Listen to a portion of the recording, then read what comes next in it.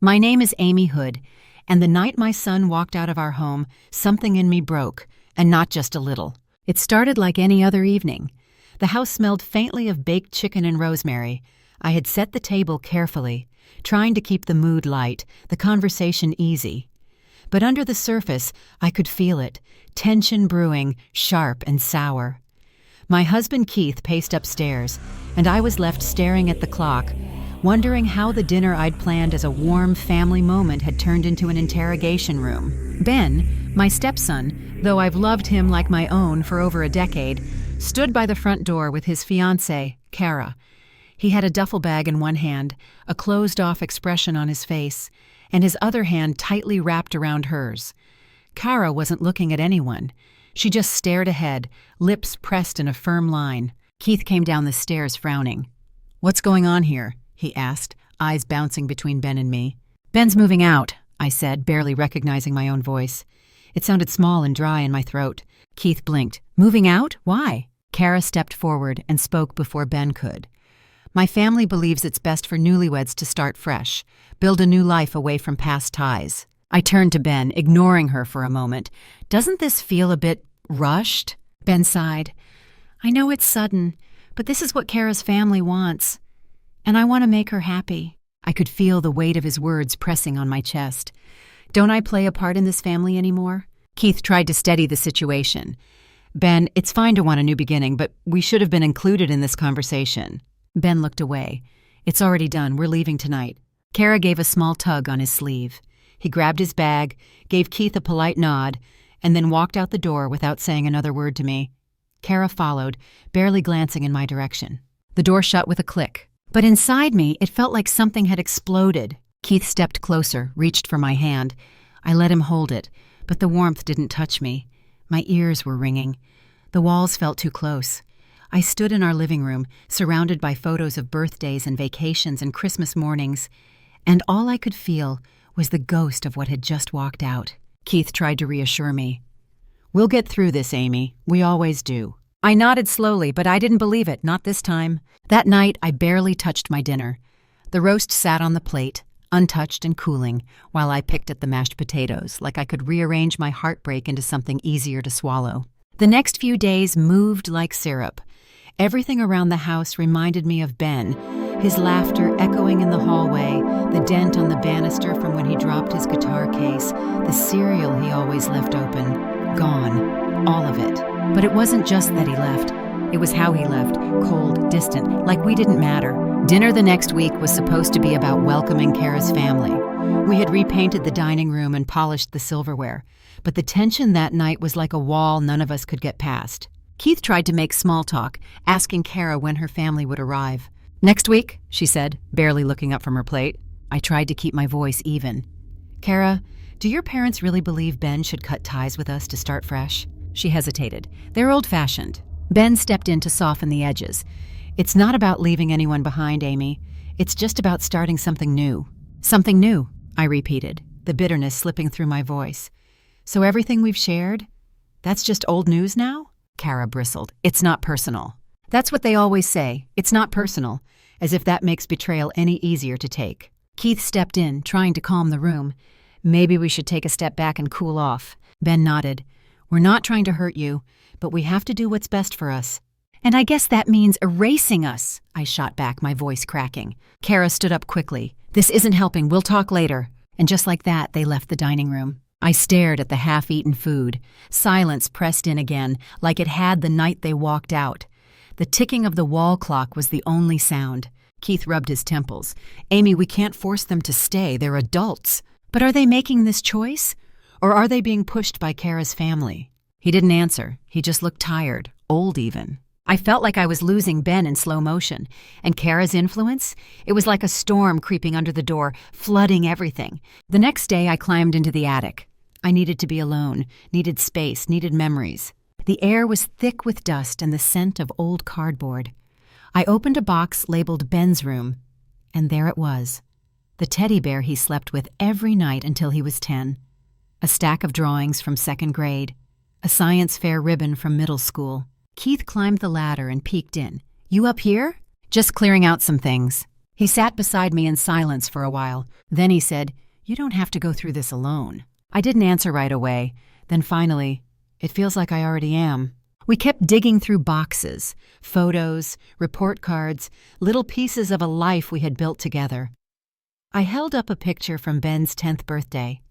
Funny, Kara's family isn't in any of these moments, but now they get to decide everything. Keith rested a hand on my shoulder. They care about him, in their way. I shook my head. No, this isn't about love, it's about control. I stood up, brushing dust from my jeans. I'm not going to lose him without a fight. Keith's eyes met mine. I just want peace, Amy. And I want our family back, I said quietly. Later that week, Keith and Ben arranged a dinner with Kara's parents at a high-end restaurant. They said I didn't need to come, that it was just for introductions. But my gut said otherwise. So I showed up anyway, quietly, sat in the back corner, watched them talk from afar. Mr. and Mrs. Myers were stiff and proper. Kara's mother wore pearls and a tight smile. Her father looked like he was sizing Keith up for a business deal. I leaned in, straining to hear. Then it happened. Mrs. Myers said, "Raising Ben alone must have been a challenge." And Keith replied, "Yes, after Janet died, it was the hardest thing I've ever done." My blood froze. Janet, Ben's biological mother, not dead. I pushed back my chair, the scrape echoing across the restaurant. Every head turned as I stood. Keith's face drained of color. "Well," I said, walking toward their table, voice clear and calm, "this just got interesting." The air in the restaurant turned to stone. You could have heard a pin drop. All eyes were on me, standing at the edge of their perfectly arranged dinner table, like I was the ghost that just walked in. Lies about Ben's mother? Excluding me from this meeting? That's how you plan to smooth things over with Kara's family? I asked, my voice steady but sharp enough to slice the tension. Keith stood up, hands raised slightly like he was calming a bomb. "Amy, this isn't the time or place." "Oh no," I said, locking eyes with him. "It's the perfect time." Mrs. Myers blinked, clearly shaken. Mr. Myers stiffened, like I'd just spilled wine on their imported rug. Ben looked like someone had smacked the wind out of him, and Kara looked furious, but more at being blindsided than at the actual lie. Keith tried to take a step toward me, but I held up a hand. Don't even try." I turned to the table. "You want to know how I fit into this family? I'm the woman who helped raise Ben when his mother left. Not died. Left. And now, conveniently, that lie has been repackaged into some sob story to make you all feel warm and fuzzy about Keith being a tragic hero." Mrs. Myers looked like she wanted to disappear into the carpet. "This is a private family matter," she finally said, her voice clipped. "And I'm Amy Hood," I replied, "very much part of this family." Kara stood up. "Who is Janet?" I almost felt bad for her. She was neck-deep in a world of secrets, and she didn't even know how to swim. And then, just when I thought the tension couldn't climb any higher, the door opened behind me. In walked Janet. Her presence was a slap of reality, cool, calm, composed, but with an edge you could see from across the room. "Surprised?" she said, looking directly at Keith. Well, if it isn't the hero dad and his loyal son." Kara looked from Keith to Ben, then to Janet, then back again. "What is going on here?" Janet smiled, eyes locked on Kara. "I'm Ben's mother, very much alive and kicking." Kara's knees buckled slightly as she lowered herself back into her seat. "You said she was dead," she whispered to Keith, tears welling in her eyes. He couldn't meet her gaze. I thought it was for the best." "You lied to me," Kara snapped, voice cracking. "You lied to your own son." Ben looked like he was going to be sick. He stared at Janet like he was seeing a ghost and not quite sure whether to run or hug her. Janet turned to Ben, softening. "You okay?" He didn't answer, just stood there frozen. I couldn't help but step in. "Ben, it's time you start asking the real questions, and not just to us, but to yourself." Janet's face hardened again. "You all wanted a tidy story. A dead mother is easier to explain than one who walked away, isn't it?" "Why did you leave?" Kara asked, confused. Janet shot a look at Keith. "Ask your future father-in-law about his gambling debts. Ask him about the mortgage that magically disappeared, about the loan sharks that came knocking." Keith's face turned sheet white. "Janet, that's enough." "No," I said. "Not this time. You don't get to shut this down." Kara stood again, hands clenched into fists. "I don't even know who you people are." Then she turned and stormed out of the restaurant. Ben followed, stumbling after her like a man chasing a train already off the tracks. Outside, I could hear her car door slam and the engine start. Keith rushed after them, but Janet stopped him. "Let them go." He glared at her. "You've ruined everything." She crossed her arms. "No, Keith, you ruined everything. I just brought a flashlight." I watched him shrink in front of her. The once confident man who had stood so proud at dinner now looked like a boy caught in a lie. I didn't say anything. I didn't need to. The truth had already spoken. That night I couldn't sleep. Back home, I sat on the couch with a blanket wrapped around me and a mug of tea that had gone cold. My phone buzzed nonstop, Keith calling, Ben texting, then silence. Around midnight, I got a message from Janet. "Want to talk? I'm at your sister's place. Come by in the morning." I stared at the screen for a long time before finally replying, "See you at 9. The next morning, my sister Marie's kitchen smelled like cinnamon rolls and strong coffee, but even her warmth couldn't drown out the awkwardness as I walked in and saw Janet sitting at the table. She looked up. "Amy." "Janet."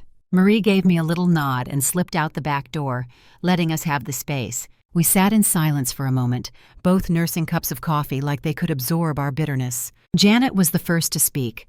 "I'm sorry you were caught in this mess." I shrugged. "I'm not the only one." "No," she agreed, "but you deserve the truth a lot sooner than this." I stared at her. "Why now?" She looked out the window. "Because Keith built a lie too big to contain, and Ben deserves to know who he is, really know, not some sanitized version." "He's hurting," I said, confused. "I know," she said. "But maybe it's time we stop cushioning him from pain and start giving him the tools to face it." She reached into her purse and pulled out a small folder. "These are bank statements, loan records, proof of the gambling, the debts, everything." I raised an eyebrow. "You held on to these all this time?" Janet looked me in the eye. "You don't survive a man like Keith without keeping a few receipts." A half smile tugged at my lips. I couldn't help but admire her grit. "What are we doing with these?" I asked. "We're going to show Kara's family who Keith really is. No more lies, no more spin." "And Ben?" Janet softened. "He'll come around. But first, we protect him. From them, and from the damage Keith is still capable of." I nodded slowly. The woman across from me wasn't the villain I had pictured for so many years. She was broken, like me, but strong, too, and fiercely protective of the same boy we both considered our son. As I stood up to leave, I looked her in the eyes. "Let's do this." She stood holding up her coffee cup like a toast to truth. The next morning, the sunlight streamed into my kitchen like a gentle reminder that life somehow moves on. After everything that had unraveled, the lies, the confrontations, the shock of Janet's return, we were still here, still standing, bent maybe, but not broken. I was sipping coffee at the dining table when the doorbell rang. It was Kara. Her eyes were swollen, face pale. She held herself like someone trying to stay upright despite everything inside crumbling. "Can I come in?" she asked quietly. I nodded and stepped aside. We sat down in silence. The ticking of the clock in the hallway was the only sound for a while. Then finally she looked up. "I didn't know," she said, her voice hollow.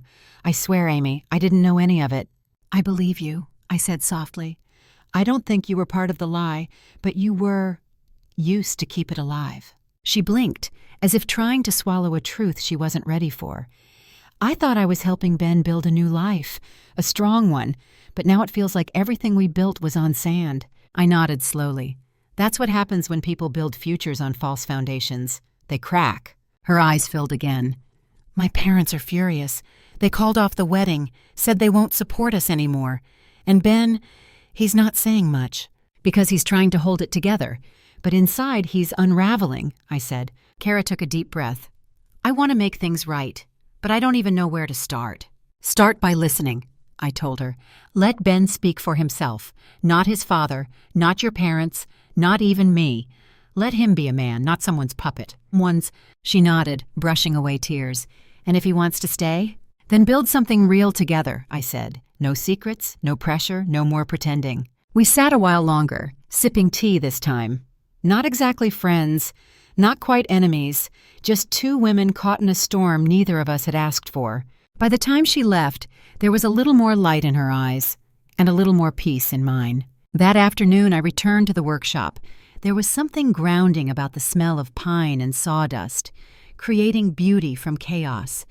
My hands moved instinctively, measuring, carving, sanding. It reminded me that even when everything falls apart, we still have the power to make something new. Just before closing time, the door opened. Ben walked in. He looked more composed than before, still tired but clearer, stronger. "I talked to Kara," he said, stepping inside. "She told me everything you said." I nodded. "She's hurting too." He sat down on the same stool he had the other day. "I don't know how to thank you. For everything. for being there, for telling the truth, for not walking away when I did. You don't have to thank me, I said. Just keep walking forward. He gave a small laugh. You sound like Janet. I smiled.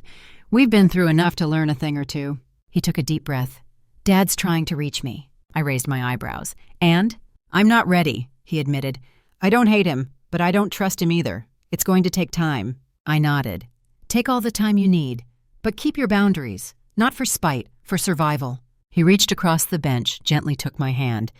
Amy, for what it's worth, you've always been my mom, no matter what anyone says. I felt something in my chest crack open, the kind of crack that lets light in. I squeezed his hand. And you've always been my son, no matter what happened before. We hugged then. A real hug. Not a goodbye, not a reunion, just two people who'd walked through fire and found each other on the other side. In the weeks that followed, life began to stitch itself back together. Kara and Ben took things slow. No big decisions, no rush, just long talks, short walks, and a lot of reflection. They started therapy together. Janet joined them for a few sessions, and even I sat in for one. It wasn't perfect, but it was honest. Keith? He resigned from his job, moved out of town quietly. No grand gestures, no big apologies, just silence. And maybe that was for the best. Some wounds need space to scab before they can heal. Janet decided to stay nearby. She found a small apartment, started teaching art classes at a local community center. Her laughter came easier now, her voice softer. She and Ben started rebuilding their relationship step by step. One evening, a month after the storm, we all met for dinner, me, Ben, Kara, and Janet. We sat around a worn wooden table at a cozy little Italian place, the kind with checkered napkins and candles in wine bottles. The food was warm, the air filled with that hum of people trying to enjoy being alive. We toasted, not to the past, not to the pain, but to the truth, to healing, to choosing family, not just being assigned one. After dinner, Ben stood up and raised his glass one more time. To Amy, he said, for being the glue that held us together, even when we didn't deserve it. I felt my throat tighten, but I managed to smile. I didn't hold anything together, Ben. I just refused to let it fall apart quietly. The table burst into laughter. Janet wiped a tear from her eye. Kara reached for my hand under the table and gave it a squeeze. That night, walking back home, I looked up at the stars and felt something I hadn't felt in a long time. Peace. Not because everything was fixed, but because everything had been faced. I had found my voice again, and with it, I had found my strength.